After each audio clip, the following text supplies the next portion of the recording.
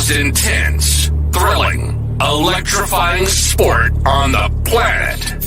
Mixed martial arts. You've been looking for the definitive podcast to call your new home to hear everything about it. The search is over. This is the MMAnomaly Show. No filter. Bringing you the hottest MMA breakdowns straight from the heart of the octagon. This show is all about MMA breakdowns. For fans, by fans. We're talking UFC, MMA, and the occasional big boxing match. We'll bring our unique take on how these fights are going to play out and who we think are the best bets. Welcome to the MMAnomaly Show. No filter. And now your hosts, Olin, a.k.a. MMAnomaly, and Emiliano, a.k.a. Jive Turkey Nano.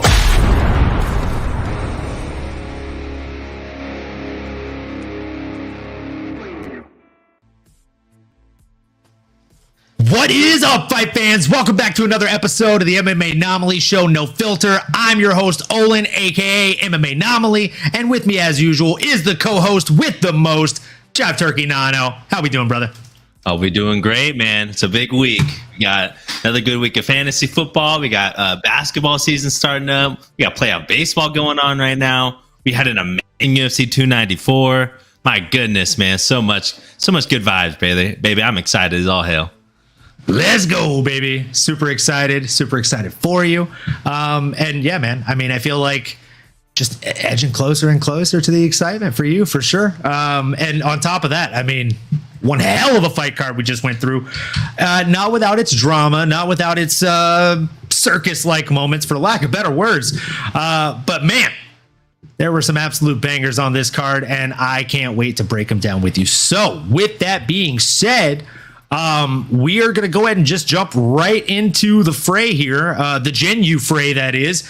Jumping into the bottom of the card, Gen-U fray versus Victoria Dudakova, who came into this fight with staph all across her butt and her nether regions, apparently. She lied to the medical team to make it through into the fights and basically put every other fighter on this UFC fight card at risk with a nasty ass. That's just nasty. That's nasty. So when it comes to Victoria Dudakova, I did predict this. I thought Gen-U fray was, live to bet against, as much as I hate to say it. She's almost at that point where she's got 50-50 win-loss ratio. She's got 11 wins and 10 losses. One more, and I mean, come on. It's rough right now. Meanwhile, standing across from her was Victoria Dudakova, who was coming in at 7-0, now walking away from that bout at 8-0. She looked stunning in that fight. 109 strikes landed to 65. She dominated the pace, dictated the pace of the fight, and honestly, she found her range very early in the fight, and she made Gen-U fray work for every single strike that she landed. I thought it was fairly one-way traffic. The numbers actually make it look better in Gen-U fray's defense, but again, I thought it was fairly one-way traffic. Pretty one-sided win for Victoria Dudakova. Yeah, brother, I'd have to agree with you. Great performance, interesting comments after, like you said, a great way to kick off some of the whirlwind fiascos that we had during this UFC 294. Never a dull moment in this sport, which you gotta love. But yeah, definitely one-way traffic. Definitely looked to be the younger, sharper, more agile, just quicker, was owning all the exchanges. Like you said, some of the statistics here might be a bit misleading when you look at maybe some of the control time or the fact that Gen-U fray was able to take her down, which might have edged her out in one of those rounds to make it 29-28 unanimously. But I do agree with you, brother. I mean, it was a good performance by Victoria, undefeated, still young, still learning maybe some PR moves and maybe even just being upfront of what's going on. I mean, for the safety of yourself, other fighters, I know she's only 24, and let's chalk it up to just being a little naive and young, maybe a little reckless, but overall a great performance. And hey, another name in the strawweight division here that we can certainly be chatting about here, hopefully to see sooner rather than later, but certainly for years to come. I don't know if you have anybody top of mind, brother.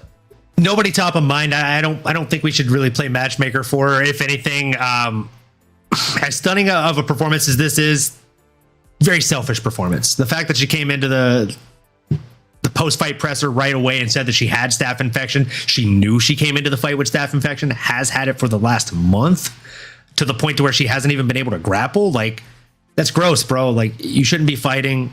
That's highly contagious staphylococcal disease, or staphylococcus bacteria. It's just, dude, just gross.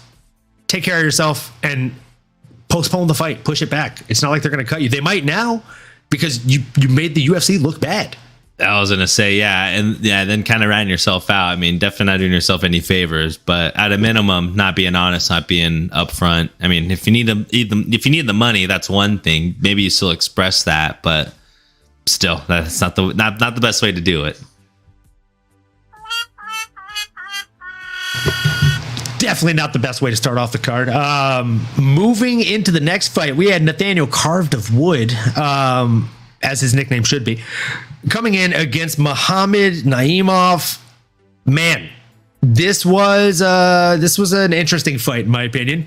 I thought Naimov, again, looking at the numbers, it doesn't feel like the same fight that I watched, because I thought that it was razor thin. I thought that I could have seen it going either way, if I'm being honest with you. And that's not the bias in me being a Nathaniel Wood fan. I actually like Muhammad as well. I think Naimov is a name that could be a household name in the coming years. But I thought that fight was a bit closer than it looks on the numbers. And I think that's simply because the total strikes landed, right? It does skew things a bit. 30 more strikes landed for Naimov, but 2 less significant strikes landed overall for Naimov. So again, the proof's in the pudding there. If we're talking about damaging and damage output, the young man that I thought was out there obviously trying to do more damage was Nathaniel Wood. And also, call me crazy, I'm kind of a stickler for this kind of shit, especially after the Dustin Poirier versus Charlie Olives fight, which we're not going to go into that cheating, but there were some glove grabs in there, if I'm not mistaken, man. I saw Naimov just finger fucking the gloves a little bit. And I think Nathaniel actually tried to call it out, but the ref just like fight on. So I don't know, man. These fouls are getting out of control, in my opinion. There was a lot of them on Saturday night. I think everybody knows that at this point. But if you don't, you will learn about the fouls that happen on Saturday night across the next hour or so of your life. Good call out, brother. Good call out. And yeah, good breakdown of the fight. It did feel, although the numbers might be maybe a little skewed, or you can maybe make a case that Nathaniel Carved out of Wood had a good chance of winning that fight, and I was certainly rooting for him. But it did ultimately feel like just using just my blatant eye, using the casualness in me, just seeing it. It just felt like Muhammad was the stronger fighter here. I think going in, I was worried about his power. Obviously, Starch and Jamie Malarkey in his last outing. This dude has lead in his hands. So Nathaniel was definitely what felt to be maybe a little more gun shy through, a third less of the punches that Muhammad did. And the big thing here was they both attempted, Nathaniel was 2 for 7 out of takedowns, while Muhammad was able to land 4 out of his 9, and able to get 6, almost 7 minutes of control time. Which again, it just felt like on those exchanges, getting up against the fence, grappling, the chain wrestling, it just felt like Muhammad had more tools in the arsenal, just felt a little bit stronger, and might have exposed our boy Nathaniel Wood a little bit here, unfortunately. But this guy's legit, man. Fighting out of Tajikistan, a couple impressive victories, one already by knockout here. He's got the highlight reel. Curious to see what's next for him. The sky's the limit, though. Kid's certainly talented at 29 years young. So we'll be hearing more of him as well. Yeah, I completely agree. I don't think that they should rush him into the top 15 right away. I think Nathaniel Wood was a pretty good test for him right out the gates. And again, Nathaniel Wood is a very game prospect. That's probably why they call him Nathaniel the Prospect Wood. But Naimov just had his number, man. He did look really good out there. He looked really strong. I'd like to see what he can do against a more polished striker that has a bit of anti-grappling, because his grappling did look solid. But again, would like to see what happens on the feet when there's somebody that can really, really throw them hands, throw that lead. So moving into the next one, this next one was a bit of a crazy fight, because it almost felt like this man was doing everything he could to just make America look fantastic. Because, Charlie Olives pulled out with a cut on his eyebrow. This guy walked out with his eyebrow hanging off. very obviously hiding a cut from the commission. And I don't know who did the medicals this week, guys, but there were some discrepancies. Okay. A handful of people, Mike Breeden included, fought with staph infection. Interesting. Bold choice. Oh, geez. There were 3 people that admitted to having staph infection in the post-fight presser on this card. So good luck with that, folks. Hopefully the win bonuses help. But Mike Breeden went out there against Anshul Jubli. Anshul Jubli, the second signed UFC fighter from India. Man looked incredible. He was out there throwing absolute hands at this young man. He was having a great time up until round 3 when, I'll be honest with you, I don't even know what was said from the cornerman to Mike Breeden, but I can only assume that no words were spoken and that he pulled out a 1990s Sony Discman and just put on a DMX album for this young man because he turned into a dog. The guy came out there, started yelling, USA, and barking. He was literally going, USA, and throwing shots. Like, I would say, wow, he was doing his best Nick Diaz impression. But man made Nick Diaz look extremely sane and logical and very normal in there. Mike Breeden, folks, if you don't know, now you know. He came out here, and again, Anshul Jubli probably still had the skills and the cardio, the gas tank, the strength, the speed, the dexterity, all the other adjectives you could use to describe a fighter's anything. Anshul Jubli probably fucking had it in spades to finish the fight and win the fight, continue coasting to a unanimous decision victory. But what happened? Well, I'll tell you what happened. When a grown man comes out there that you've been whooping ass on for 10 minutes and starts barking at you and yelling USA, it's a bit intimidating. And Anshul Jubli genuinely looked like he was scared. He cracked under the pressure and he cracked under them hands. He ended up getting the finish in 3 minutes of round 3. I do know one thing his coach said. His coach told him, you can finish him. Now go out there and do it. And I'll be goddamn, that boy went out there and did it. My goodness, in ecstatic fashion, right? And like you mentioned, Tiger got out the cage. The dog was on the loose, and you know what happens, brother? It's the time is old tale, man. That if you don't take care of that wounded dog, man, that junkyard dog's gonna find a way. He's gonna bite you in the ass. Okay, you don't get rid of him early, man. He's gonna come back and he's gonna find a way to dig deep. A junkyard dog, man, an absolute savage, a dog that was left for dead, a dog that was forgotten about, a dog that really showed out again when his back was against the wall, when he was missing a limb. And man, I mean, his future was on the brink of not being in the UFC. I mean, coming in with 3 losses, losing 2 straight rounds. I mean, I don't know what he saw, and unfortunately why Anshul just was not able to put him away, you know, to get him on the ground or to switch it up or anything, man. But it just felt like nobody in the entire octagon on the entire UFC roster was going to be able to get rid of Mike Breeden, this dog. I mean, if my new book's going to come out, volume 2, he's going to be on the cover, man. X going to give it to you. DMX style, man. He was straight barking in there. It was great to see. I mean, one of the most crazy performances I've seen in a long time. One of the most, I mean, you could say one-sided comebacks or just lopsided victory that, yeah, it was a victory until it wasn't. I mean, man, what a comeback victory from Mike Breeden here. Absolute dog. Absolute dog. A dog of a man. Yeah, man. Just absolutely incredible performance from Mike Breeden. I thought he was done. Thought he was done going into the corner in between the second and third round, but boy, he proved me wrong. And then, speaking of just crazy turn of events, Javid Bashrat coming in and not only annihilating a young man's ball sack, but then turning heel and just embracing the villain role, basically saying that he won that fight. I mean, he's lucky it wasn't a fucking DQ, bro. Mans was crying on the ground, and we're talking about a dog in Victor Henry. man, he was a dog without bones on Saturday. He got them bones broken. And by bones, we're talking about the 3 unit in between the legs there. You know what I'm saying? You got the whole family. It was a nasty kick. I could show the replay, but I don't want to get a strike on the channel here. But if you want to go and watch it, watch the slow-mo where people were saying it hit the inside of the leg. Yes, you're correct. It did hit the inside of the leg after it firmly, visibly, and audibly. Volume up if you go watch the clip, folks. You can hear the man's foot bone bounce off of homie's cup.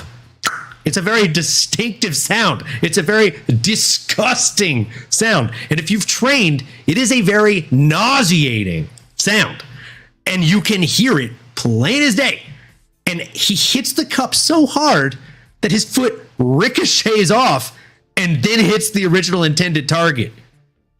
Excuse me, but with all due respect, you can go fuck yourself, Doc.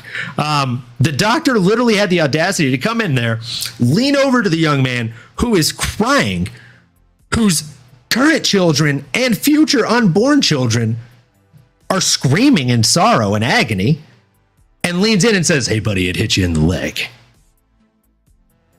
It's a flesh wound. Bro, if Victor Henry had the strength, I don't doubt that he would have jumped up and just scissor kicked that homie in the nuts himself. I mean, it was, the way, thank you, JJ Smoke, for reminding me. The way Victor Henry fell was funny as hell, though. And I love that Victor Henry has a great sense of humor afterwards. His Instagram posts are just class. Definitely check those out. But the way he fell was like something out of an old samurai movie. Like, falls to his knees and then just slow motion face plants. It was gross. But when a guy literally just connects to your nuts with an anime style kick, you're gonna fall down in slow motion in a very funny way. He did fall like he got sniped in the nuts. Because he did get sniped in the nuts. With the extra movie dramatization. The extra second. The slow motion. No, that's genuinely what it felt like. But man, like, come on. The doctor was just ridiculous. And that's not the only time that doctor made mistakes. We're going to go into those other mistakes later on for sure. Man, hoping for a speedy recovery for Victor Henry. If I'm being honest with you, dude, I think Basharat should have to be forced to rematch him. Yeah, but it was close enough. Even just the strikes, what felt like that first round, it wasn't necessarily a definitive winner. Probably could have gone either way. We need to see more time. Bro, Victor stuffed 3 out of 4 takedowns. Yeah. Javid was going to get fucking gassed, bro. Yeah. Can you keep that pace along 15 minutes? That's tough, my guy. No chance. Yeah. No chance. He would have been against tested. Victor Henry too. No chance. But I think Victor Henry was, like you said, the strikes, everything is very, very close. So like, there's no reason not to run it back at this point. But man, I think if that fight would have continued on at that pace, that was Victor's fight, dude. Yeah, it could have been, and unfortunately, we won't know due to a direct blow to the twig and berries. There, man, it's a tough one. Yeah. I hate to see it. He said that they were the size of Satsumas. Oh, oof. That's what he said. He posted that on his Instagram. He also posted a screenshot of a DM from a fan and said, "They also just want to say shout out to this guy. Thanks for making me laugh even when I had swollen pills." And the screenshot is of a guy DMing him saying, "Hey man, can you send me a picture of your nutsack?" That was it? That was the DM. That was it? Oh boy. You got to imagine like this dude is having a conversation with his friends and they're like arguing like, "Do you think he really got clipped in the nuts? I'm just going to ask him to send me a picture of his nuts." Dude, what's the worst that can happen? Maybe we'll just do it. What's the worst that can happen? He posts me on his Instagram story. Go viral? At least he blurred out the guy's face and stuff, you know. But honestly, hilarious. That is fantastic. Moving into the next fight, Muhammad Yahya fought a man named Trevor Peek, who always, you don't really know what to expect, right? Watching Trevor Peek fight is like handing a 2-year-old a loaded handgun. You don't really know what's going to happen. You don't really know what to expect, but you know it's probably going to be fucking headline worthy. Oh, yeah. That's Trevor Peek fighting, folks. Just chaos. He does the Louisiana pistol whip. Fucking hitting you with the standing hammer fist. That's next level. Sit down, boy. Crank a lot of power in that thing. I mean, either way, I think if there was one thing that we took from this fight, Muhammad Yaya's got to change his name to Muhammad No. Because oh no. Muhammad Nana. I'm here all week, ladies and gentlemen. I'm actually not. I'm leaving tomorrow for Louisiana. There we go. Yeah, Louisiana pistol whip. So Muhammad Yahya came out there. He landed 47 strikes against the 83 landed by the opposition and Trevor Peek. I definitely have some thoughts on this fight. I definitely have some thoughts on young Trevor Peek. But I'll let you take the lead on this one, Nano. What were your thoughts? Yeah, man. I mean, I'm curious to hear you dive in a bit more, but Trevor Peek certainly earned my respect. I mean, that was peak performance, peak dominance, peak violence, like you mentioned earlier. You earned my respect, brother. You know, I had some harsh words to say going into it, and boy, do I look very dumb. And that's why I'm just got the microphone. Got to put some more respect on these guys' name, man. But no, he really showed out. I mean, the takedowns, the ability to really outstrike someone that's talented like Muhammad Yahya, turn him into Muhammad Nana. That's what he was saying by that third round. Nah, man, I'm good. Nah. Thank you. But yeah, just a masterclass performance by Trevor Peek. We'd love to hear your breakdown here, brother. And if you have any thoughts for maybe what's next, or again, it's hard to play matchmaker all the time, although we love doing it. But curious to hear your breakdown, man. What'd you think of Trevor Peek? Well, I got to tell you, I think this is only the beginning, and I don't think we've yet to see the peak of Trevor Peek, that's for sure. The young man is definitely crushing and cruising and moving forward in all the right ways. He throws a very, very unorthodox style of striking at his opponents, and it's kind of like throwing sawdust in an engine. You know, you can have the most finely tuned engine in the world, but you pour sawdust in the gas tank and you're bound to blow that engine, right? It's unexpected. It doesn't sit well. It's also not supposed to happen. That's what happens when you fight Trevor Peek. A lot of things that aren't supposed to happen. Standing hammer fists, running towards you, weird feints that don't make a whole lot of sense. But again, they do for Trevor Peek. He's like you've heard me say, meat and potato style striker. He's not a meat and potato style striker at all. He is what I would call a herky jerk fighter, right? Like he's constantly moving in weird ways, just herky jerk, right? Like you don't know how to adapt to it. It's almost unadaptable.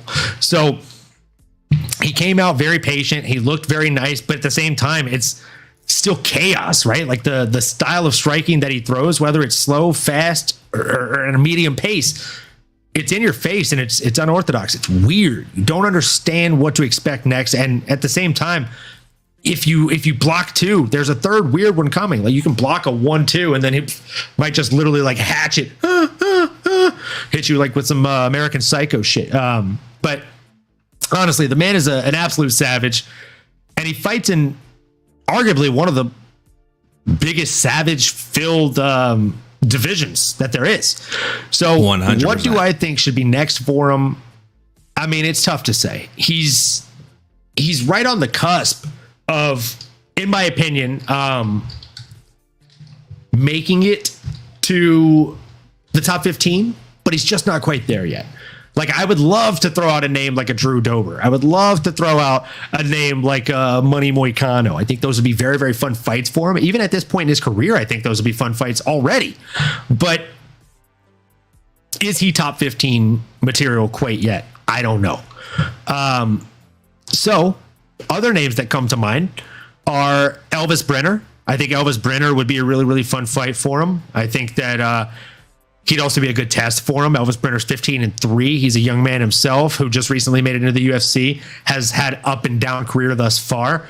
If we wanted to really bite off a little bit more and kind of, salvate here a little bit, maybe we feed him to the deep end a little bit sooner rather than later. I'm not saying top 15, not Drew Dober, but again, right outside of the top 15 is a fun name. One you might remember, Benoit God of War Saint Denis. I think that's a fun fight. Oh man, I think that's a fight where two guys who don't know the meaning of the word back up just meet each other in the center of the cage and throw chaos, skilled violence. Ooh-wee. That has banger written all over it. That's violence written all over it. Like you prefaced it, man. I mean, 155, that division is loaded, salt and peppered with the baddest dudes in the world, man. I mean, 1 through 15. I don't know if you throw Trevor Peek to the Wolves just yet. But I do say, man, I mean, Benoit Saint Denis is a great talent. He's knocking on the door. That can be like sort of a contender eliminator fight. Winner there can go on and maybe get one of those next big name guys. But yeah, that's a big one, man. JJ Smoke, I'm hyped for his big fight against Favola. Are we missing something here? Oh, Benoit Saint Denis already has a fight against Favola booked. Okay. That already forgot is. About that. Well, yeah. If that's the case, then I think that we already know the answer. So whoever loses that fight fights the man himself, Trevor Peek. Solid. I like it. I'm hyped for that. A lot of dogs in that division. I'm anybody in the top 25. Oh yeah. Forget about that fight. How did I forget about that fight? That's a dog fight in itself. Speaking of dog fights, Tim Elliott, man, came out there against a pretty game Muhammad Mokaev. I've got a lot of thoughts on this fight, so I'm going to let you go ahead and take the lead on this one. Yeah, I think Muhammad Mokaev, like I was sort of hoping it was going to be the coming out party, and that certainly be the case. I mean, he was able to show and he showed a lot of grit in his last fight as well, getting through his leg getting ripped off and still finding a way to carve out a decision. Something similar here as well. I mean, didn't even need to leave it to the judge's hands. He took it into his own hands that third round and was finally able to slip in the arm triangle. Curious to hear your breakdown and what your overall thoughts were on Muhammad Mokaev, but I just felt like we seen a really well-rounded young talent who was able to, grudge out a victory against a really grizzled and savage vet, man. I mean, this is somebody who, in his peak, Tim Elliott, is somebody that was contending with the cream of the crop in the division. But now again, Muhammad Mokaev, man, this young buck is certainly making a name for himself. Certainly seems to be well-rounded. They don't call him the Punisher for nothing, man. This guy punishes people. So excited to hear what your thoughts are on him from a tactical perspective or just overall, man, how you felt watching him perform against Tim Elliott. Well, this isn't going to be your favorite breakdown I've given, probably. I'm going to go on a little bit of a rant here. So obviously I had Tim Elliott going into this fight. I thought that he was going to be able to get it done in the younger, less experienced Muhammad Mokaev. And here's the thing, guys. He did and should have gotten it done. So the reason I say that is because I saw Mokaev grab the cage at least 3 times, which I counted him do it 3 times in his last fight as well as the fake tap in his last fight, which made his opponent loosen the choke he had on him, which led to him winning the fight. Now, in this fight, very, very similar thing happened. Not only did I count him grabbing the cage 3 separate times, but he also cried wolf on illegal knees to the head twice that I counted. So here's the thing. The first one, not a fight-ending sequence. It's okay. That's fine. They reset them. Everything's okay. The second one that he cried wolf on, literally Tim Elliott had just landed like 2 or 3 knees to the head. They were legal. He lifted Muhammad Mokaev's hands off the mat. Muhammad was in a squatted position, like a catcher's squat. Knees to the head are legal in that position. There's nothing in the official MMA rules, unified or ununified fucking MMA rules, that state that is an illegal knee to the head. Your ass has to be on grass, bro. Ass to mat. Like, you have to be touching your butt on the mat or both hands on the mat. Neither hand was touching. His feet were the only planted parts of his body. He eats 2 knees and then gets a guillotine sunk in and cries wolf while he's getting choked out. Ref separates them. He gets 30 seconds to recover, essentially. And then they discover that the knees were legal. So they're going to put them back in the position. Oh, by the way, in the position that they reset them in, he says go as Tim Elliott is still crossing his arms, getting locked in. That submission was fucking locked before they separated them. That fight was fucking over before they separated them. So with all due respect, I like Muhammad Mokaev. I've been a Mokaev fanboy for the last couple of years. This wasn't it for me. I thought that this was a gifted win. I thought that it was, if anything, a quick fight for him to lose respect in. I thought I saw holes in his game, and I see that anybody in the top 10 he fights is going to be able to see those holes too. Those are definitely a lot of good call-outs, brother. That was a solid rant, much needed, right? I mean, a little humble pie that, hey, again, the reality is it's easy to get caught up in the glamour and, you know, the allure of this young up-and-comer guy, but those are a lot of flaws that these top 15, top 10 guys are going to see right through. And you want to talk about flaws? Let's talk about the fact that, you know, your boy Muhammad Mokaev, he landed 47 more strikes than my guy Tim Elliott, and he landed 16 less significant strikes. So I don't want to say he's got pillow hands, but he's not throwing deadly strikes. And if we're supposed to be judging these fights on, you know, significant strikes landed, significant damage, etc., this fight would have gone to Tim Elliott. Oh, by the way, the judges' scorecards leaked. He was up 2-0. Oh, snap. One judge had it a draw, 10-9, 10-9, and two judges had it 10-9, 10-9, both rounds for Tim Elliott, rounds 1 and 2. So Tim Elliott effectively would have won that fight if that fight wasn't separated, even if he didn't finish, because he had Muhammad in a bad place. So again, I'll end my rant there. What do I think should be next for our guy Muhammad Mokaev here? Man, there's a number of different places and ways that this could go. Realistically, the flyweight division is somehow stacked as hell, but wide open, right?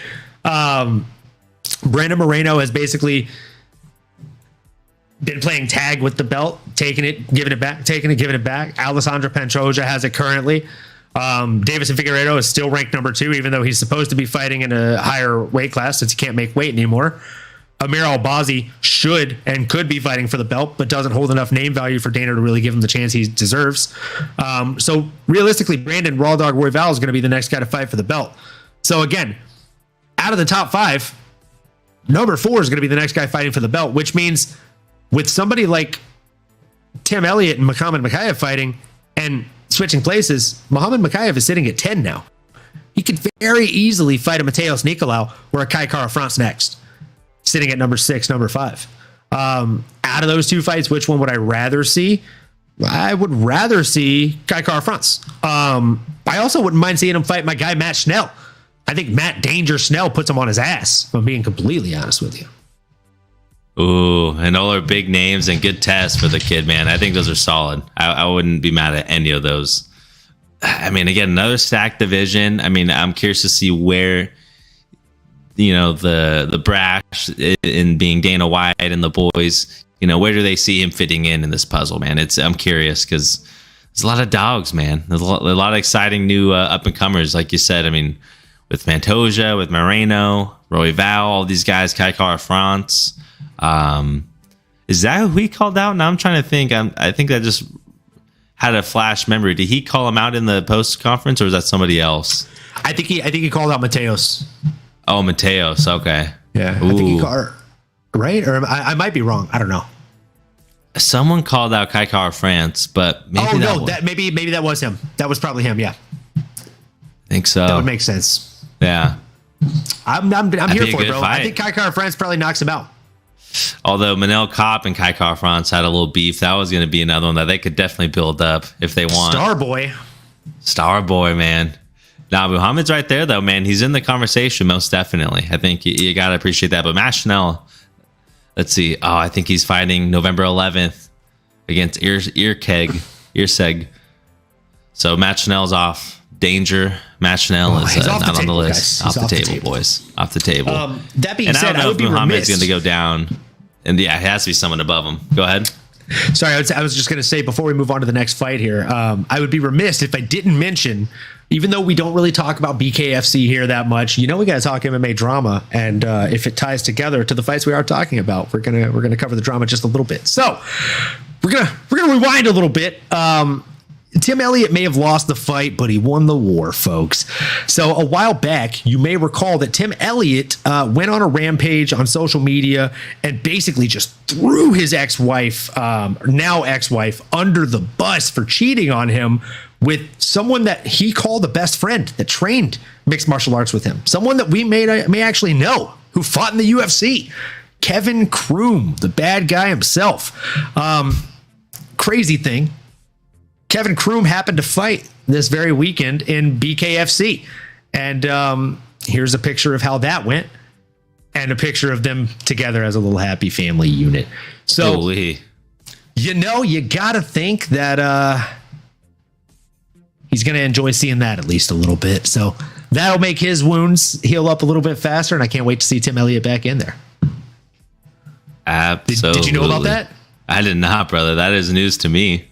His wife's a UFC fighter too, Gina Mazzani. Oh shoot! Yeah, I was going to say you probably recognize her. No, yeah. So a lot of family drama there. Yeah, man. Yeah, I was literally like, oh man, the only way this could go worse is if Kevin Kroom goes out there and gets like a 30-second knockout in his BKFC fight. And then I saw the pictures online and I was like, oh, Tim's going to be all right. Tim's going to be all right. Oh yeah, oh he's fine. So moving into the main card, guys, we have made it. It is time for the main card. Ladies and gentlemen, we are live. So, kicking off the main card, quite literally, we had Saeed Nurmagomedov coming in against Muin Gafarov. Saeed, put some respect on that young man's name. I mean, know what I'm saying? It took 5 strikes and a quick sub. It was an absolutely beautiful submission. What were your thoughts on this fight, man? For as long as it lasted, all minute and 13 seconds. Yeah, I mean, hey, maybe we don't need to spend much longer. Again, it was 5 seconds long. I'll try to keep it short and brief. But no, it just felt like he was very pissed off about his last loss and had that taste in his mouth. And just needed to show the world, needed to show his opponent. Didn't matter who was in there. He was going to take care of them quick as possible. And that's exactly what he did. Found his opportunity. Only needed a couple strikes to set it up. And yeah, that guillotine was so nasty. Especially that early in the fight. They're still dry. You just don't really expect it. All adrenaline's pumping. Yeah, he was not going to walk out of there without making that guy go memes. So great performance by Saeed. And that's what we said was going to happen, man. We said he was going to do this. So I'm glad we were finally right on this one. I know you're right about it. That is what we said was going to happen. So he's now sitting at number 15 after being not ranked, now that the rankings are updated. So now that he's in the top 15, the world is his oyster, right? Like, do we want to slow roll him or do we want to see just how good he is right away? You know me. Typically, I like to slow roll him. I don't like the Icarus effect, but I also think that this guy is damn good. I think he's ready for top tier opponents. I want to see what happens when you put him in there with a Ricky Simone. I want to see what happens when you put him in there with a Rob Font. I think those are 2 really, really fun matchups for him on kind of opposite sides of the spectrum. One sitting at number 13, I believe, and the other one sitting closer to number 8. Curious to hear your thoughts. Did you have any names on the tip of your tongue for this one? The last one here that I'd mentioned, those are 2 definitely great ones, but another one, man, sitting right above him at 14, El Guapo, another kickboxer, someone who's coming off a victory. 2 exciting names, can be on a main card or headline a prelim if they needed to, but that has fireworks written all over it as well. And the timing could probably make sense because he just fought again a couple weeks ago. I mean, obviously, Saeed didn't take any damage, so I say, why not, man? Anybody in that range. Ricky Simon's another good sleeper one as well. Absolutely. I think him and Ricky Simon would just like bang, bro. Mm-hmm. Oh, yeah. I think they just like, I don't know that it would be an MMA match. I feel like it would be a fight. That'd be a lot of, yeah, it'd be a fight. Yeah. It'd be a lot of fisticuffs thrown. Yeah, it'd be a good one. Dude, and I gotta say, man, there's an elefante in the room here. I was gonna say that there's the first fight of the night. It was early, we had to wake up at 7:00 here on the West Coast to watch it. But the guy Shara Bullet Magomedov, man, against Bruno Silva. I don't know if we wanted to break that down super quick. Oh my gosh, yes. Shara Bullet is somebody, man. He's somebody. When I opened up the fights, for whatever reason, it cut that one off. I don't know why. I had to click a little drop down thing to make it pop up. Yeah, Shara Bullet, man. Had to just elefante in the room before we go too far in this main card, but that one. My goodness. Yeah, I mean, the pirate himself only outlanded his opponent more than 2-1. And his opponent landed 100 strikes his own.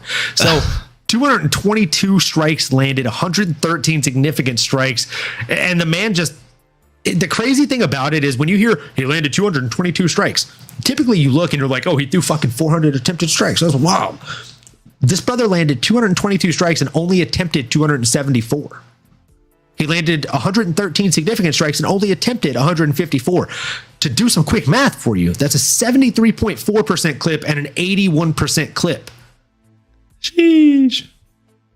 Dude was active. I think it was Mike Goldberg who said about Anderson Silva. Anderson Silva has some of the most accuracy we've ever seen inside of the octagon.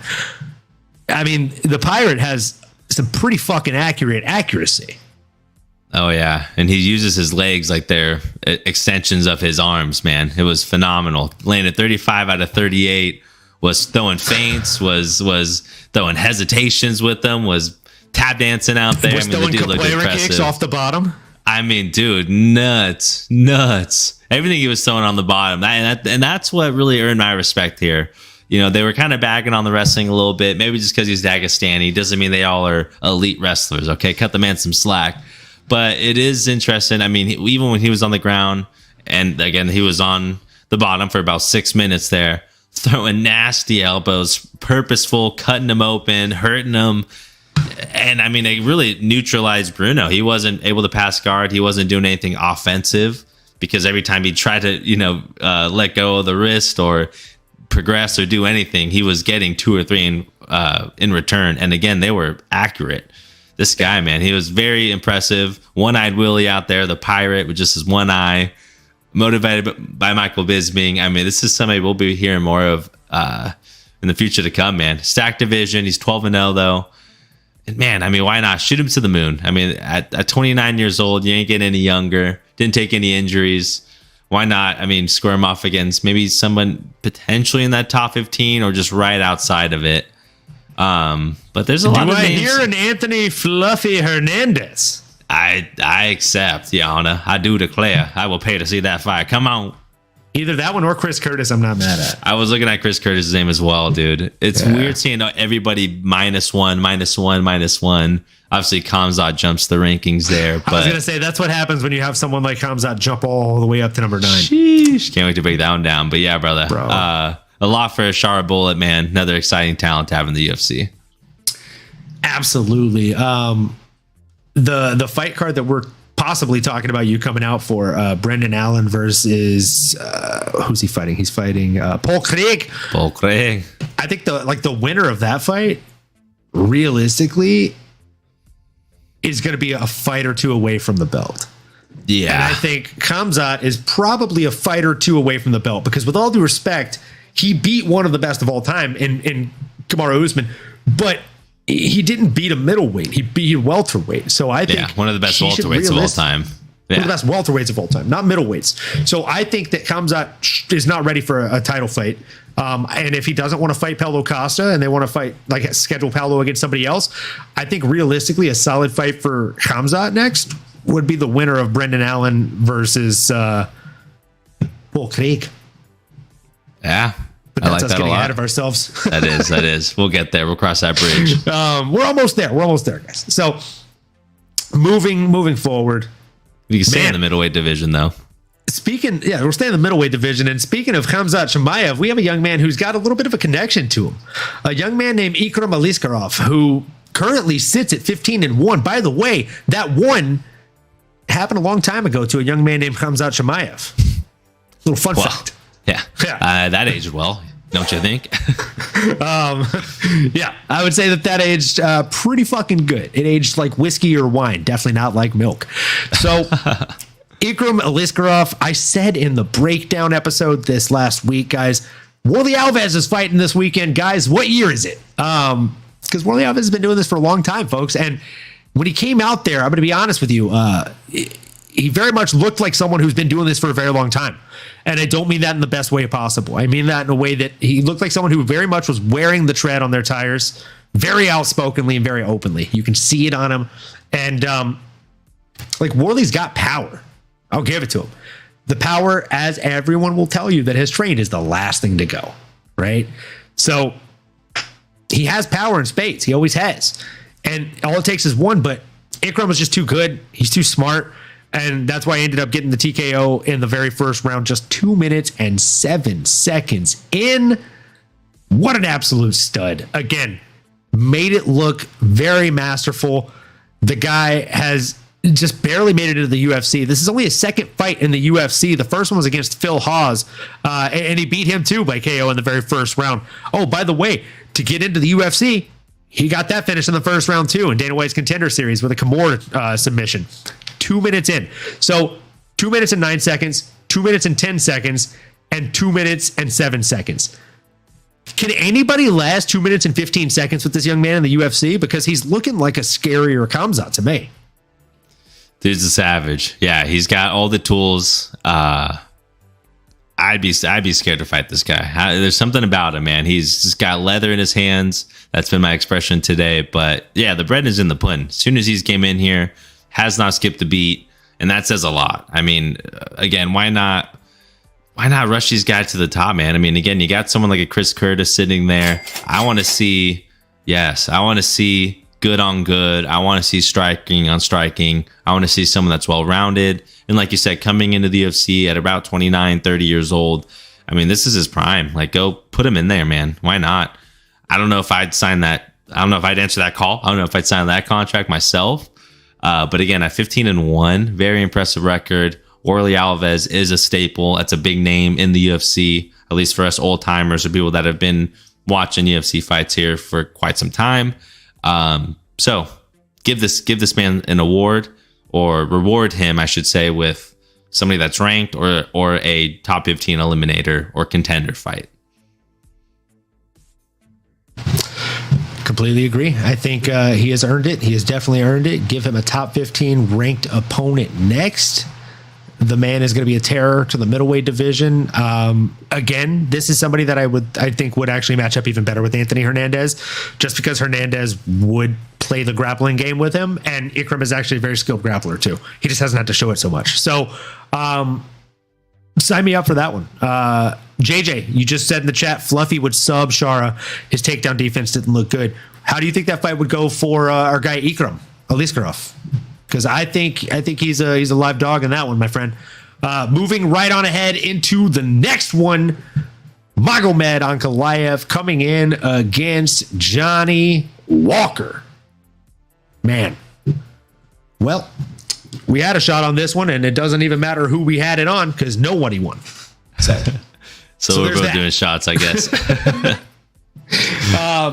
I mean, if anything, I think we can all just do a shot to hopefully never seeing that doctor inside or near an octagon again. That doctor.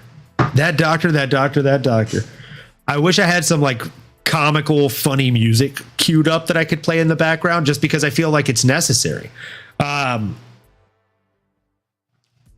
It was absolutely terrible what that doctor did. He came in there atrocious to a man atrocious. He came in there to a man named after whiskey, Johnny Walker, who barely speaks English, and there's a huge language barrier. And this doctor comes in after the man ate an illegal knee, was coherent enough to look at the ref and be like, "Come on," and says, "Where are you? Okay, where are you?" Johnny Walker said today on the Hawani show, he's like, "I thought to say Abu Dhabi, but I didn't want to get it wrong. So I was like, I'm good. I'm okay. I'm in the desert, man. Let's fucking go." Yeah. A man that doesn't speak English is trying to translate in a different language where he's at in a totally different country, which I don't think anybody knows where they're at. I was going to say, with all due respect, like after they said that, like me and Mary looked at each other and she's like, what country are they even in? And I was like, I don't know. I would have said Abu Dhabi. And then I thought about it and I was like, oh, they're UAE, United Arab Emirates. But like, bro, I'm like not in a Abu fight. Dhabi I'm too. sitting in my fucking bed having breakfast. I would have said Abu Dhabi. They would have stopped the fight and I would have gotten half a paycheck. Especially especially middle of the fight. Yeah, you're a little dazed, but your adrenaline's pumping. You're not necessarily trying to think about a, theological question here. It's like, no, I'm in the desert, man. Get me back to this fight. Yeah, that's more so what it was. And he didn't even really seem dazed, in my humble opinion. Like he genuinely, like as soon as he ate the knee, he's on his knees, eats a knee, turns his whole head around, and then he looks up at the ref like, what the fuck? You gonna call that? Like, that doesn't seem like a man that's out of it. Yeah, even after it was over, he was so confused when the refs were in there still, and they're like, "Oh, okay, it's over," and he's still putting his hands up, like walking forward, like, "What do you mean?" He even pushes the ref at one point, which little touch, you only get two handsy there, Johnny boy. But welcome to the chat, Andrew, aka Turtle 301. My issue with this fight is the rules were not properly enforced. After an illegal blow, you get 5 recovery minutes before the doctors step in. Walker did not get 5 minutes. Mans didn't even get 2 minutes. Like, the doctor was like, I've got this one. I'm just going to go in and... Mans also got his fucking doctor's license at the bottom of a Cracker Jack box as a prize. Like, who gave this man his license?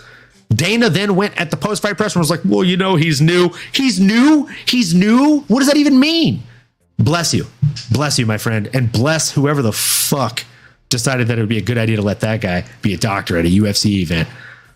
So again, we drink to that man never showing face again at another event, hopefully. Cheers. My gosh.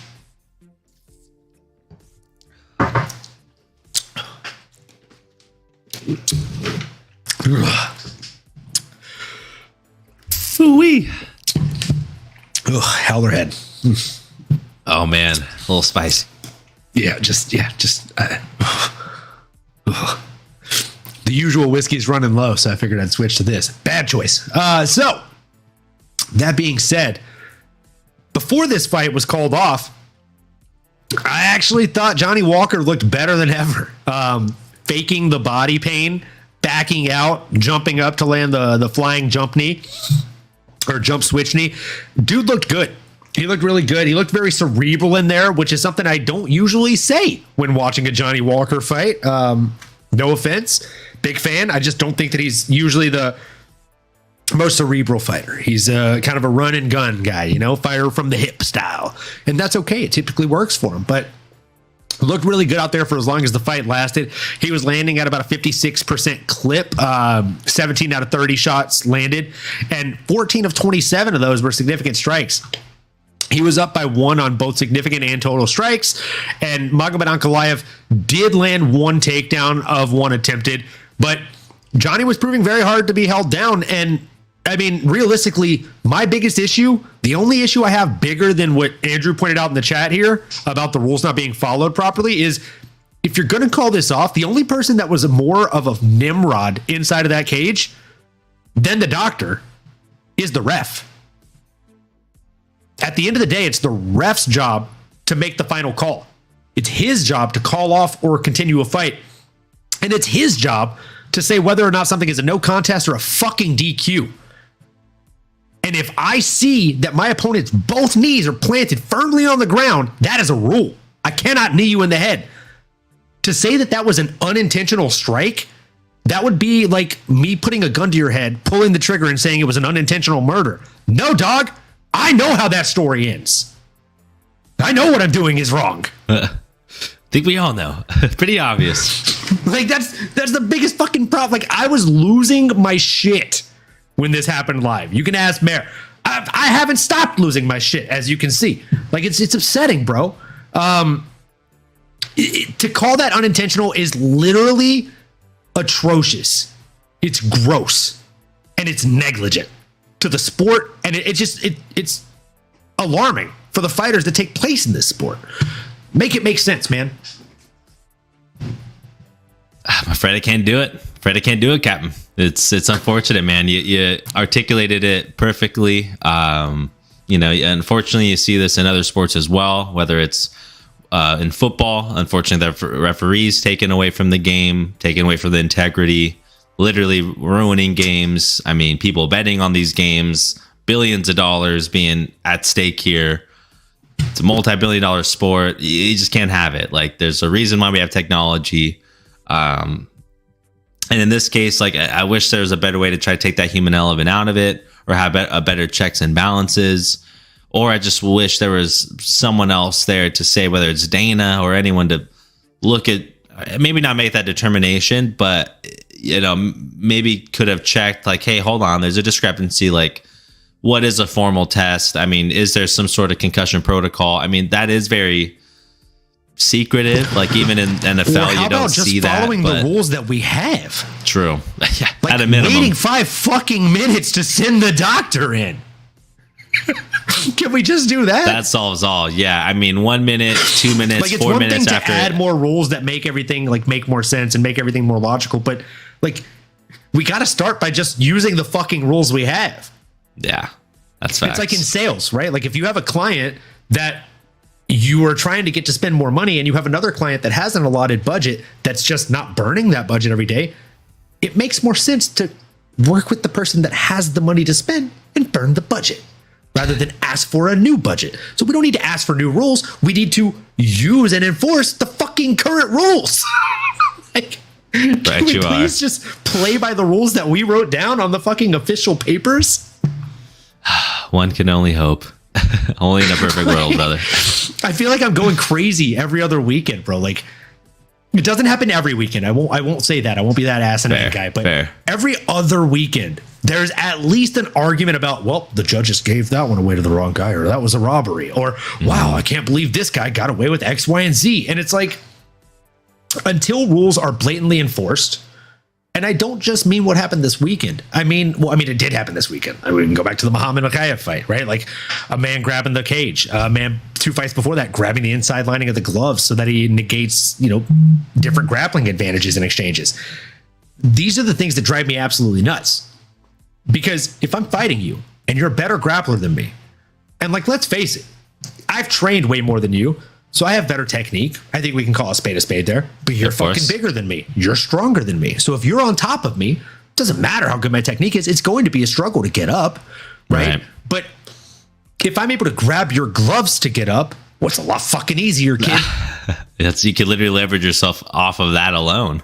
Right. So, I mean, like, we've seen types of things. Or if you're stacking guard on me and trying to rain down punches, and I am grabbing the lining of your gloves, again, you got nothing, kid. You're just hovering above me, wasting energy at that point, posing. I'm holding your shit. You can't do anything. So if I can do that and have zero risk of having a point taken, and then do it again until the ref calls me on it, and oh, by the way, still no point taken, well, then I'm going to switch my cheating strategy. Next time you try to take me down, I'm going to grab the cage 2 to 3 times until the ref calls me on that. And when he calls me on that, I'm going to poke you in the eye 2 or 3 times until he calls me on that. And then when he calls me on that, we kick you in the nuts 2 to 3 times till he calls me on that. And then maybe after I've cheated 12 fucking times, they'll take 1 point. And I still fucking win because you have one eye, no nuts, and you're 1 out of 16 takedowns on me because I fucking cheated my way through those. Aye. One can only hope. Like, that's the thing. Like, in football, when they realize, hey, Johnny's holding Theodore. I don't think that's fair, because Theodore would have made a touchdown if Johnny wasn't holding him by the jersey. We should enforce a rule called holding. We'll throw a flag anytime someone's doing that, and then we'll just reset the play, and we'll give the team that was at the whim of that, we'll give them the advantage. We'll give them a 5-yard cue there, or 10 yards. And they do that now. Every time somebody's holding. Wow. So like it's crazy, right? Like they saw a flaw, they made a rule, they implement the rule, and now they follow the rule. And now what do you see a lot less of? Holding. It still happens at least once a game. Yeah. But it used to happen a lot fucking more than that. Yeah. It is a lot. It's a lot of revisions. It's over the years, different iterations of it. I mean, not as simple, but as it's like scrutinizing each word, like verbatim. What does it mean? The complete catch rule, like all of that. And unfortunately, a lot of times it takes an event like this to happen where now you kind of have to almost invent a new policy because it's a new thing, and call this the Johnny Walker rule or something. But maybe there should be a secondary opinion. Maybe the doctor shouldn't be trying to talk to someone in English. Maybe the translator should have been in there, or at a minimum, utilizing the full 5 minutes. Maybe that's a standard. I mean, at this point, Johnny Walker has tagged Dana White on Twitter and said like, "Oh, so next fight, I'm just going to kick my opponent in the nuts, and I'm going to grab the cage, and I'm going to do this, and I'm going to do that because cheating is something that isn't a problem." Yeah, this guy kneed me in the head and didn't get a DQ. He literally put it in his rant. He put a picture of a soccer emoji and said, "I'm just going to kick my opponent's head which he's basically saying, next time my opponent's on the ground, soccer kick to the fucking head, baby. No DQ. It'll just be a no contest, best or worst case scenario." Yeah, I'll take that. Jeez, that's craziness. It's unfortunate. That's terrifying. Yeah. The fact that a fighter that went through that, and I'm not faulting Johnny at all. If me, I'm fucking dark as hell. You fuck me, I'm going to get very dark online, and I'm going to make very dark jokes, and it's going to be very bad, bro. So I'm team Johnny on this, okay? But the fact that a fighter, someone who does this professionally for a living, is saying, so next time I'm in a fight, I'm just going to soccer kick the head of a grounded opponent because there's no fouls in that. There's no problem. There's going to be no contest. That would essentially be like, I don't know, a boxer saying, I'm going to dip my hands in cement and cut some padding out of my gloves because there's no fouls. Yeah, it's not checked anymore. You're talking about life-ending potential. Not that I think he's actually going to do that, but again, the fact that you have even set a precedence for your fighters to be able to say that in a joking manner, but it's only half joking. That's an issue. Yeah. Especially when you're Dana White. That's exactly what I was going to lead into is if you're Dana White and your two main focuses are to build the integrity of the sport and the respect of the sport, because we all know Dana White in a perfect world, he doesn't care who owns him. He doesn't care if it's Fox, ESPN, the fucking House of Mouse. He does not care. All Dana wants is to know that 30 years into this, 40 years into this, he was able to take something that was considered barbaric and turn it into a Big Five sports. He wants to make UFC and mixed martial arts the sixth of the Big Five. Yeah. He wants it to carry the same respect and recognition as NHL, NFL, MLB. And it should. It's on its way. But the only reason it hasn't is because the rules, they're inconsistent. Yeah. If I watch a fucking NFL game that's taking place in Nebraska and I watch one that's taking place in fucking New Orleans, and then the next week I watch one that's taking place in Washington, guess what, kid? They've all got the same rules. But every weekend, if I watch a fight card that takes place in Brazil, well, they have not adopted the unified rule set of MMA. They're playing by rules from 10 years ago? Why? What is the reason? For what? Why are different countries playing by different rules? Yeah, lots changed. The rule for the definition of a grounded opponent is different here. Well, that's why people are accidentally fouling people, or for that matter, purposely fouling people and getting away with it. Yeah. Because you're giving them a reason to say, "Oh, I didn't know." Yeah, you can't give them that out. No. It's arbitrary. Well, there's no rule that directly says that's it. The best rule. That's the best word for it, bro. It's arbitrary. Mm-hmm. Well said. Can't have it. Can't have it, Cotton. So that brings us to the biggest topic of this entire fight, other than the doctor and the fucking ref, the fighters. What should happen next? Magomed Ankalaev has now been a part of, I believe, 4 controversial fights in the UFC alone. And he hasn't had a ton. Johnny Walker, on the other hand, is in need of a win, desperate need of a win. He's essentially fighting for a job at this point, folks. And this is the, probably the worst possible way this fight could have ended for him. So the two questions I have for you, Nano, are, should these fighters rematch one another?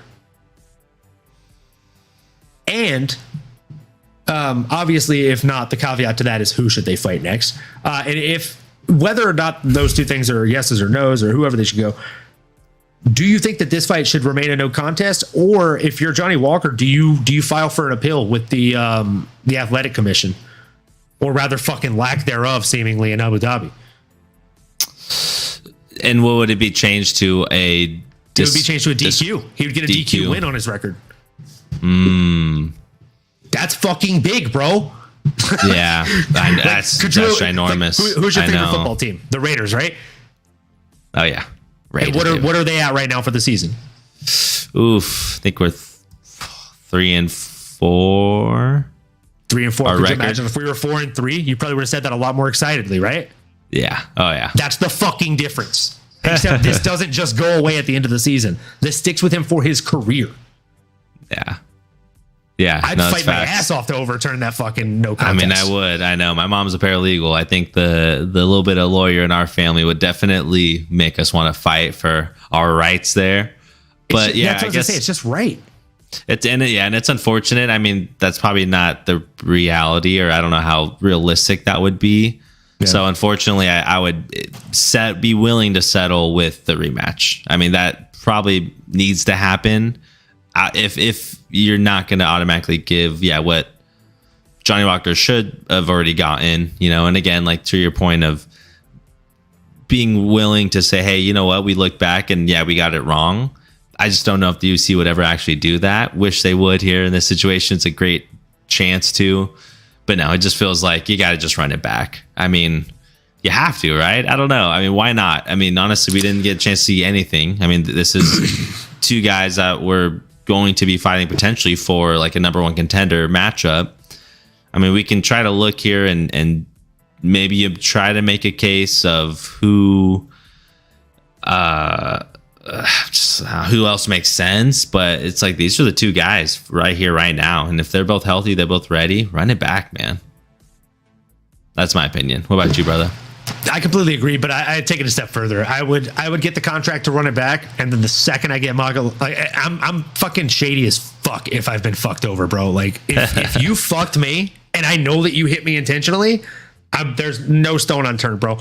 I'm waiting until I get confirmation from the big bags that you have signed the dotted line for the rematch, and then I'm filing an appeal with the fucking athletic commission to overturn our first fight to a DQ win for me. Ooh, I like that. Then you're coming in fucking upset, angry, needing that win over me, and I'm going to get another one on you because I was beating you the first time, bitch. Doubling down on it. If I'm Johnny Walker. I'm not calling Magomed Ankalaev a bitch. Bitch move, though. For sure, bitch move what he did. Like, honestly, I just... There's no way around it, bro. To say that was an unintentional knee is just asinine. It's criminal. So moving into the co-main event of the evening, got Kamaru Mother Usman coming in against Khamzat the Wolf Chimaev. Man, Khamzat Chimaev just keeps that perfect record, huh? Biggest thing about this entire fight that shocked me is Khamzat's wrestling. I thought that his wrestling was a lot of muscle up. There's a lot of technique in it. Don't get me wrong. I'm not saying the technique isn't there, but from what we've seen, he has been able to get away with just muscling up on positions. I thought Kamaru being the wrestler that he is and having the wrestling pedigree that he does, I thought he was going to be able to come out there and get it done. I thought he was going to be able to out wrestle his opponent and basically negate him with his own wrestling. That simply was not the case. Khamzat did a beautiful job. When he did get seemingly tired in the second round, I thought Khamzat looked absolutely brilliant out there. I could have seen that being a split decision for Kamaru Usman. I would have been mad at it. It was a very close fight. If that would have been a 5-round fight, I think Kamaru would have won that fight. And they offered him a 5-round fight against Khamzat. They told him it was his choice, 3 rounds or 5 rounds. He chose 3 because it was short notice, and he said at the post-fight presser he made a mistake. Oh, man, that sucks. Yeah, because Khamzat wouldn't have said no. Yeah, I gutted for him. I feel like that was. I guess why else? That was genuinely a mistake. Yeah, I guess that's like, maybe is that just UFC throwing them a bone, or just knowing, hey, I'm the fighter with the better gas tank, like I'll do that, because there's no title and it's not a main event. So I'm curious why they would have. They know that some fighters would prefer that, and that's a negotiating tactic for those fighters. Nate Diaz, for example, negotiated a 5-round fight against Tony Ferguson.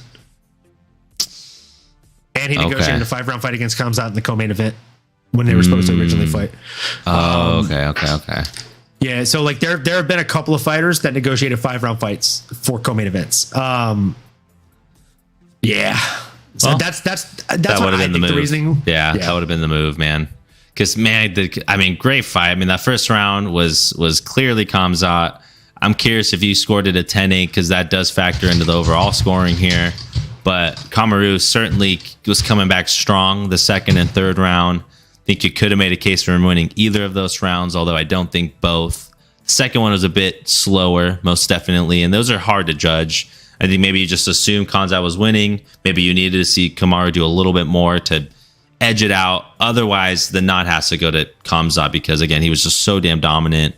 Yeah. And they both were a bit slower or just not as busy that second round. And the third one, I mean, like you said, really would solidify my agreement in your initial response there. And that, yeah, if it was going to go 5 rounds, I think it was almost clear as day that Kamaru was going to find a way to win.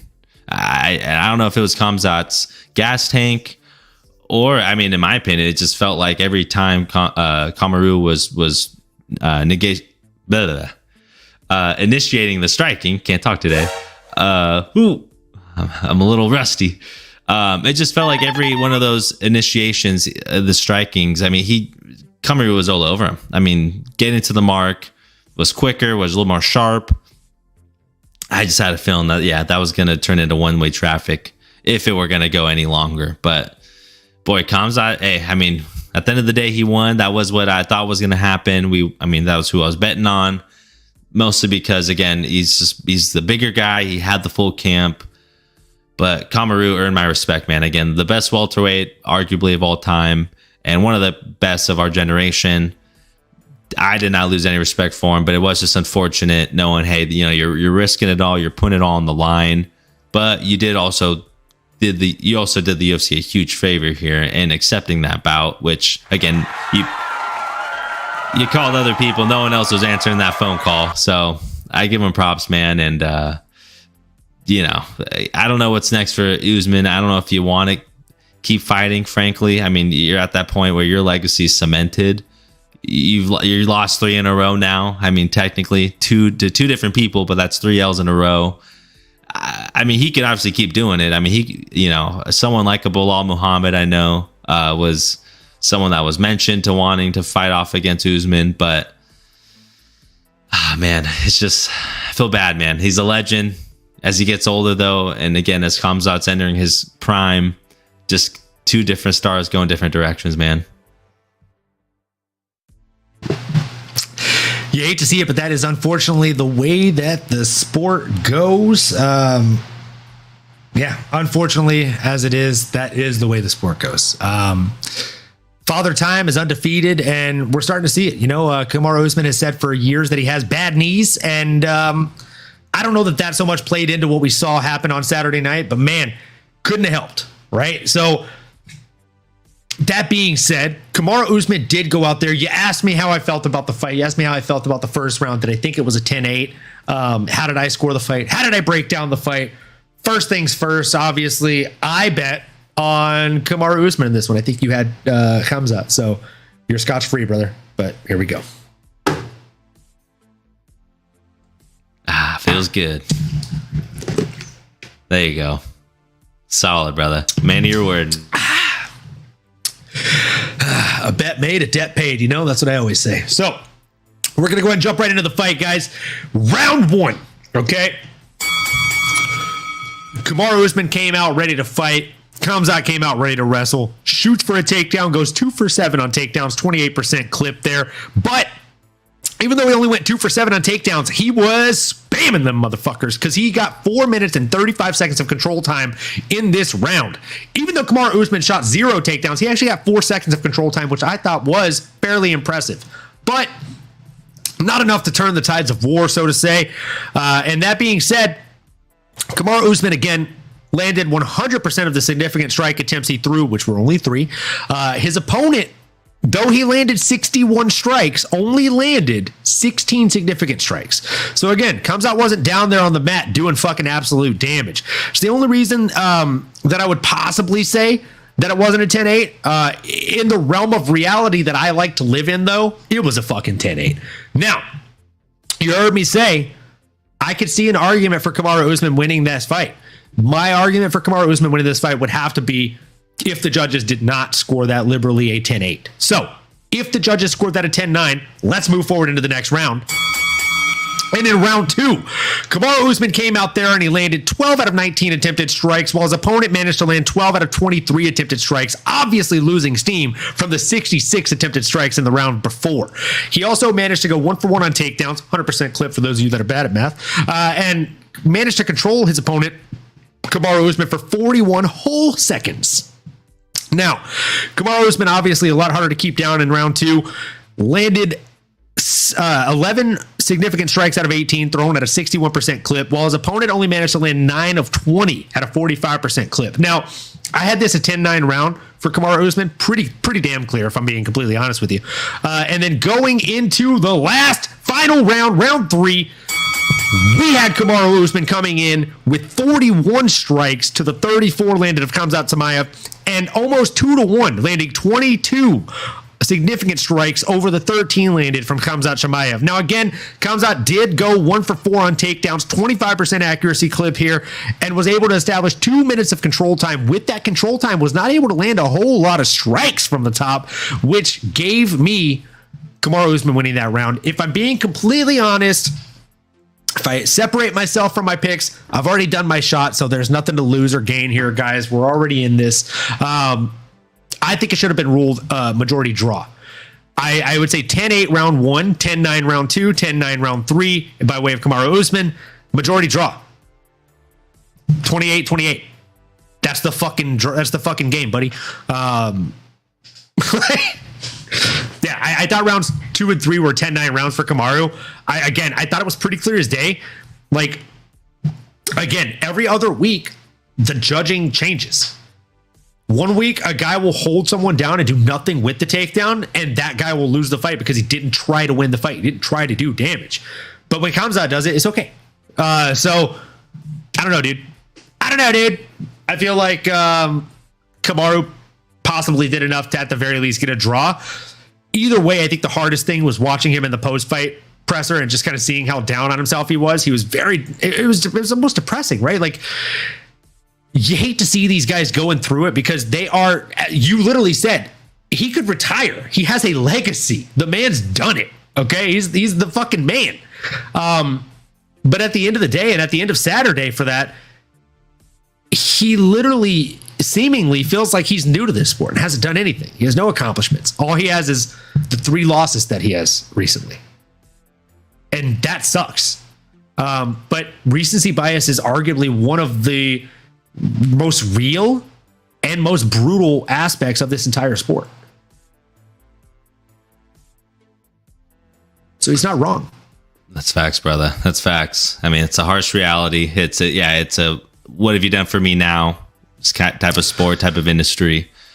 But again, what he did is he took a fight that nobody else would. So I think he has earned maybe some sort of, hey, Kamaru, what are you thinking? Do you want to stay up here, 185? Do you want to go back down? What's next for you? We'll pull out the red carpet. That's what I'm hoping he gets next. It's whatever he damn wants. Whatever the fuck he wants, man. I think Kamaru should get whatever he wants next. When it comes to the winner of this fight, because we like to call what's next for the winners, I'm going to ask you what you think is next for Khamzat Chimaev, but out of the norm, I am going to take the lead on what I think should be next for him. And I'm going to go ahead and just take the lead and bury the lead on this one. I don't think it should be a fucking title shot. Mans went out there and beat a fucking welterweight, and damn it, that's not enough for a title shot. Also, unpopular opinion, folks, I think Sean beats him. I think Sean Strickland is, with all due respect, today's he's like a cross between like Randy Couture and Chuck Liddell. Okay, because he has the abilities of Randy Couture when it comes to wrestling and wrestling negation, but he just wants to stand up and hit you with nice big shots like Chuck Liddell. But he's cleaner. He has that rudimentary like meat and potato style striking that I love so much. I'm gonna put that on a fucking t-shirt. I was actually thinking about it. JJ Smoke, I owe you a t-shirt. I'm gonna make a new meat and potato style striking t-shirt. I'm going to get your address on Twitter and I'll send you that. You'll be the first one to have it. So, meat and potato striking is one of the things that I love. And boy, oh boy, Khamzat's got it. He's got that meat and potato style striking. But one thing I didn't like is in that final little montage in round 3, when he finally decided to drop the gloves and just throw fisticuffs, he missed 4 out of 5 strikes that I counted, and Kamaru landed 3 out of 5. So, not a good look when you're doing the Max Holloway, let's stand and bang. Don't do that in the future. And what do I think should be next for him, since it's obviously not going to be Sugar Sean Strickland? Sugar Sean Strickland. What if he changed his name to that just once? That'd be hilarious. I think it should be a Marvin Vettori. And I honestly think that Marvin Vettori shows them that they're built different in Mordor. That's absolutely right. They are of a different breed. That's a good one, though, man. I mean, he's coming off the loss against Jair Cannonier last, Martin Vettori, that is. I mean, and he's ranked up there, and I'd agree. I mean, I'll quickly just jump in and say I don't think he deserves a title shot. I agree with what Sean said. Yes, this is a big win. And yes, let's agree that Khamzat is a stud. Sorry, that was Khamzat trying to jump the line, guys. He's trying to jump everybody out here, man. I mean, you see what he did in the rankings, but you see who is still above him. That's Apollo Costa. So that fight has a lot of juice. That might have to be the guy to answer the bell here. Juice. Am I right? Jared Cannonier is another fun option. I mean, dude, even Robert Whitaker. I mean, dude, anything for Khamzat, sign me up, brother. But I don't think you can throw him straight to Sean. There are some other guys. Adricus Duplessis, Jared Cannonier. There's some other names here that deserve a title shot, I believe, before our boy Khamzat does. So I need to see one more test. Hobbit Whitaker. Hobbit Whitaker. That's how Paulo says it. What a guy. What a guy. I fucking love it, dude. I could listen to. I wish Paulo Costa would give motivational speeches. I don't know that they would motivate me to do anything other than just laugh. But I would listen and I would watch. Secret Juice in new apple flavor. I just kidding. Secret Juice has no apples. Have you seen that? Have you ever seen that? The Secret Juice ad? You haven't? I'm gonna have to go search the web. I'm gonna play it at the end of the episode. I'm gonna play it at the end of the episode for people. Hold on. Okay. YouTube. Dude, you really haven't seen it? He did a fake ad. He did the fake, like, you know how Conor McGregor did the mocking the Apple ad for the Apple Proper 12 shit? Okay. Yep. So Paulo Costa did one like that, mocking Conor McGregor, mocking Apple, doing a Secret Juice ad. Oh my gosh. And it's truly one of the best things ever. That is fantastic. It's really incredible. Yeah. Hold on. Worth the wait, ladies and gents. All right, here we go. Yeah. I'm just skipping the ads on YouTube, and then I'm going to tab over so that way everyone can see this. Yeah, this is honestly, it's incredible. All right, here we go. Let me just switch out everything here. Go ahead and hit the no filter backdrop. Present, share screen. Here we go. Oh.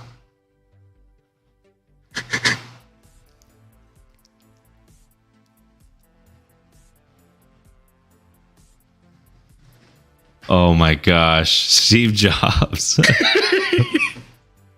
Oh my gosh. Wow, he cleans up well. Oh my Atlanta.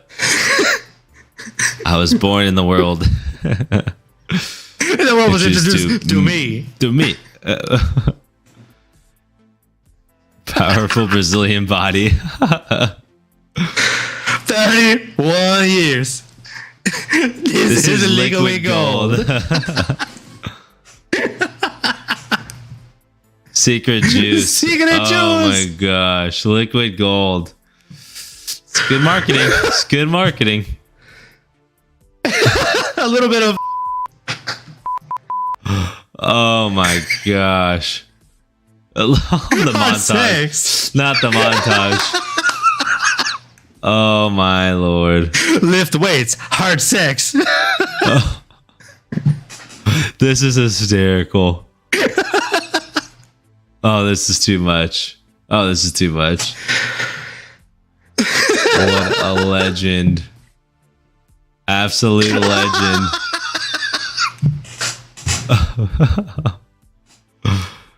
It'll be on shelves very soon. Oh my gosh. This is too much. It is. This is definitely worth a Google. Maybe July. Oh my gosh. How do you like them apples? Wait for it.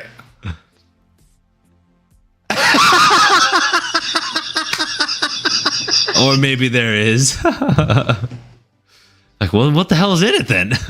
He's secreted. He's secreted juice. Oh my gosh. That is too great. That is. Wow. That is marketing at its finest right there, ladies and gentlemen. You guys, secreted juice. Okay. Oh my gosh. So obviously we like to break down the fights here on the podcast. We also like to have fun. Of course. Obviously, I have no rights or ownership to that video whatsoever. You literally saw me pull it up on YouTube. Pretty sure it was Paulo Costa's YouTube. Just going to play this just in case though.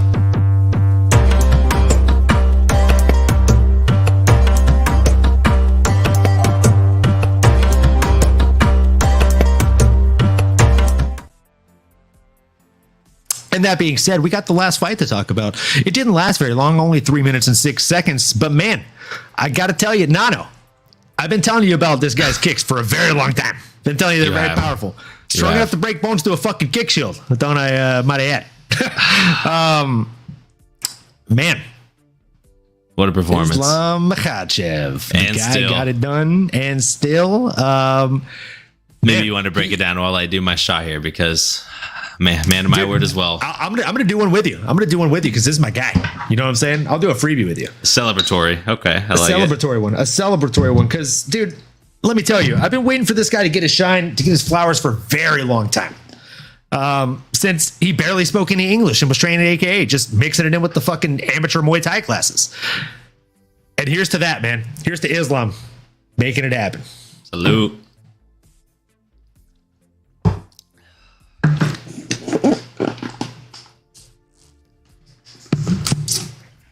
So, jumping into the fight, guys, this is something that I saw happening, okay? Because while if I were to ask you, Nano, you're going to play the part of the casual fan, no offense, obviously. But I want you to play the role to the best of your ability, okay? Now, if I ask you as a casual fan, going into Islam Makhachev versus Alexander Volkanovski, who would you say is the grappling expert? Well, based on my limited knowledge here, I'm going to say Islam, the Dagestani guy, is a better grappler. Wild assumption you made there. And who would you say is the more proficient striker? If you had to say one of these guys was possibly the best striker in mixed martial arts currently, who would you say it was? Well, I got to be honest, man. When I hear about striking and even just the name Alexander the Great makes me think he's a great striker. I would lean him. Again, I can't believe it. You got just the nail right on the head with the hammer there, bud. Great job. You get a free MMAnomaly t-shirt. So great job to Nano. You guys playing the role of the casual fan.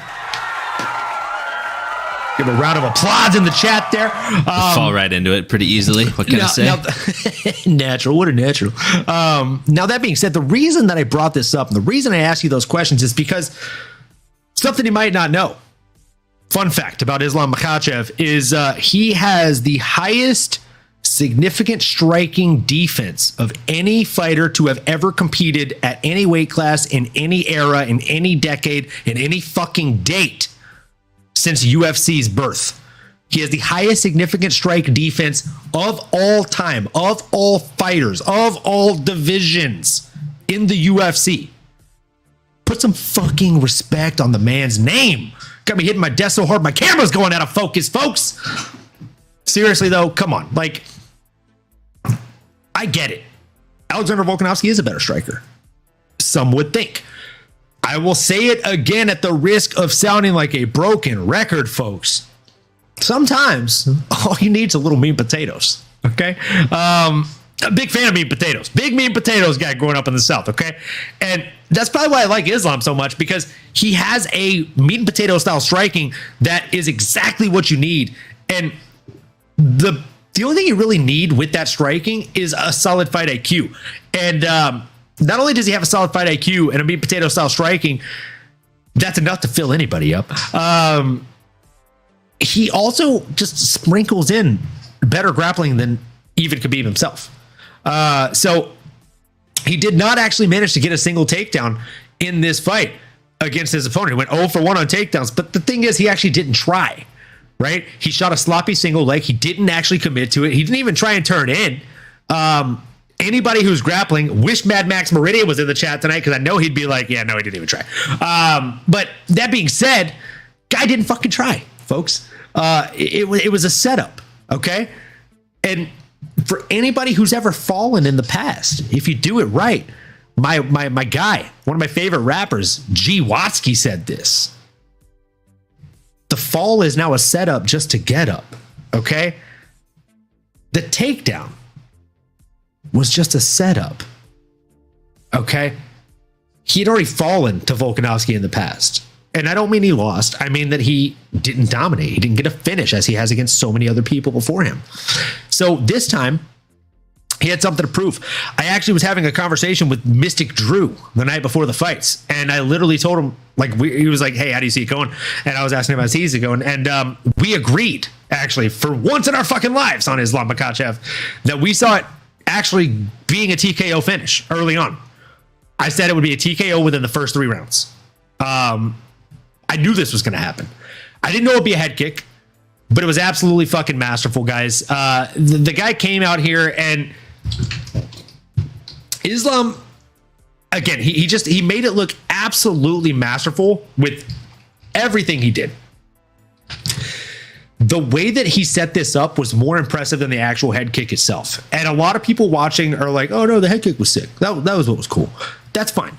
Enjoy what you enjoy, but I'm here to break it down for you. So, why was he able to land a head kick when he has rudimentary meat and potato style striking on one of the most proficient strikers in the UFC currently? Well, I'll tell you why.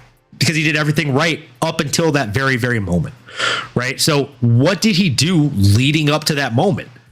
Well, I can tell you he landed 3 leg kicks in a row. So leg kick, 1, 2, leg kick, 2, 3, leg kick, 1, 2, 3. And some of those 1s and 2s and 3s were going to the body as well, right? So he's landed leg kicks, okay? And he went 3 for 3 on those leg kicks, by the way. Not one missed. Oh, and by the way, then he went 18 for 20 on body shots. Did you see those? Do you remember those? No, because it happened so fucking quick. He was mixing them into the onslaught.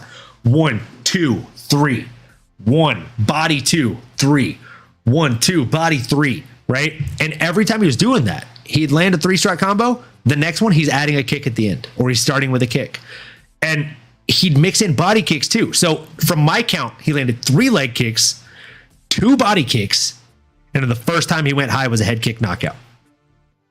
Oh, by the way, Volkanovski saw the leg coming. He telegraphed it on purpose. Just a half second before he actually threw it, he lifted the leg just to give a tell. And you see Volk tense up and drop his hands to his body. And then he sees it coming high, raises his hands, but it's just too slow, son.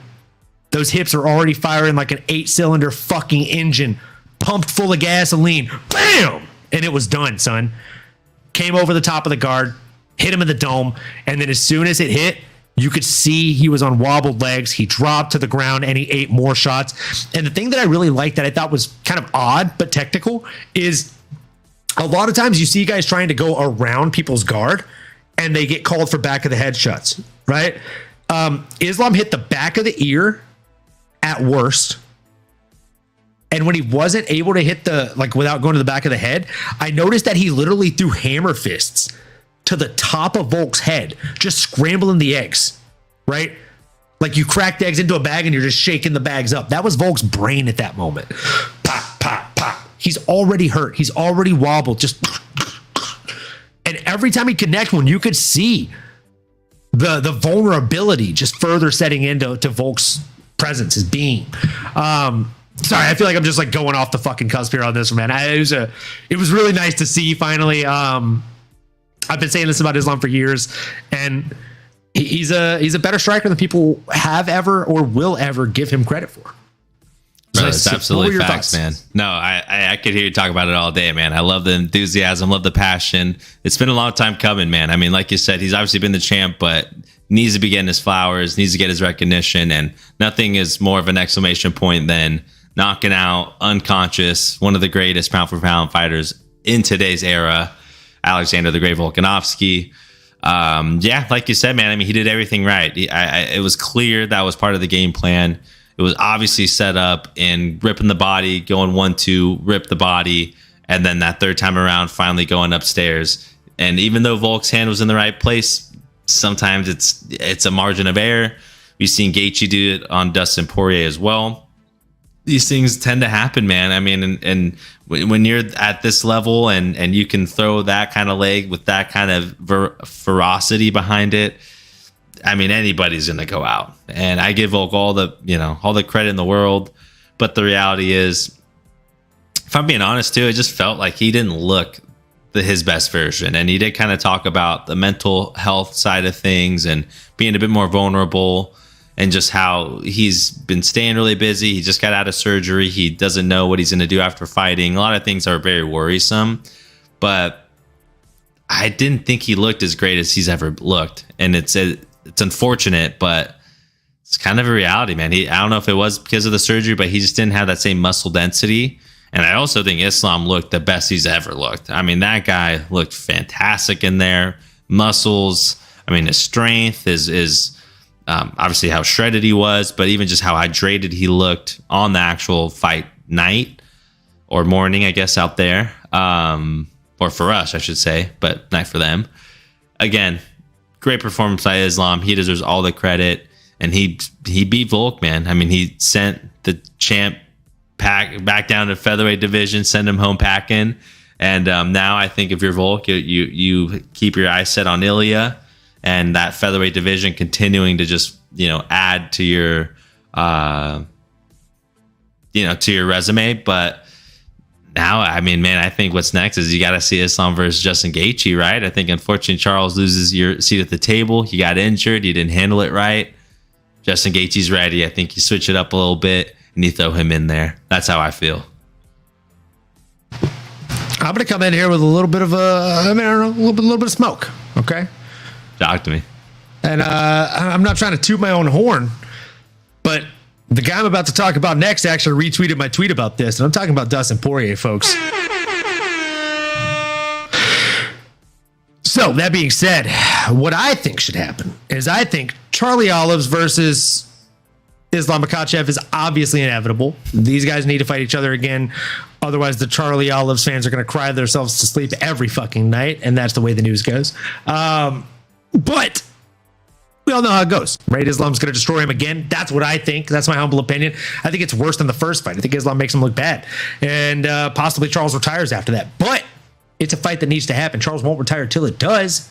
I don't need to see him take unnecessary damage to get back to the title fight. Do you? I don't think so. So what happens with Justin Gaethje? Well, I'll tell you. He's fought Dustin Poirier twice. Currently, they are 1-1. Currently, they have fought once in Justin's home state and once at another state of neither of them earning benefit. Oh, wait, that's wrong. Justin Gaethje had a benefit from the last place they fought. They fought at Elevation. So why not? Why not? I don't know. Give them a home field advantage for Dustin Poirier since they're 1-1. New Orleans hasn't had a fight card in quite some time for the UFC. They've been itching to put one on down there. So why don't we have UFC New Orleans at the Superdome? Justin Gaethje versus Dustin Poirier headlining for the BMF belt, with the implication that the winner gets to fight the winner of Charlie Alves versus Islam Makhachev to unify the BMF belt with the lightweight belt. The first time in UFC history that the BMF belt would be unified with a actual world championship belt. Damn, I like that. That makes sense. I gotta be honest. I can make sense of it, and if it makes dollars, then it makes sense. I'm telling you, bro. Why not? I tweeted that, and like 2 people retweeted it, and then when a third person retweeted it, I was like, "Dude, 3 people retweeted this." I opened my Twitter and I saw that Dustin the Diamond Poirier was one of them. And I had to double check and make sure it was really him, and I was like, "Whoa!" Oh, And then it hold blew on up. now. Hold on now. That's pretty sweet. I didn't know that. I'm gonna go check it out. It made my whole day, bro. Brother, yeah. let's go. It's fantastic. Yeah. Yeah, he sees us. He sees us. Get on the pod, Dustin, if you're listening. Come on, brother. I'm telling you, we need to get him on the podcast, bro. But seriously, I personally think that's the fight to make, man. You let Dustin Poirier take the fight against Justin Gaethje. Again, he's fought 2 times at a disadvantage, in my opinion. One with home field advantage for Justin Gaethje. The other, like, Justin Gaethje trains in fucking Colorado at higher elevation than Salt Lake City, Utah. And the next fight they fought at elevation in Utah. Let me tell you, having grown up in Louisiana, it's flat. Okay? You can see the people 4 cities away because it's so fucking flat. Okay? You can see like 5 miles from where you live. There are no mountains. Like the closest thing to a mountain we have is a very small hill, and you can pretty much jump over that. Okay, so like it's not a mountain.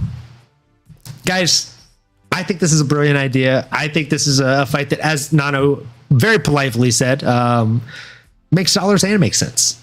And if it makes dollars and it makes sense, you know the UFC can get behind it. So let's fucking get behind it, boys.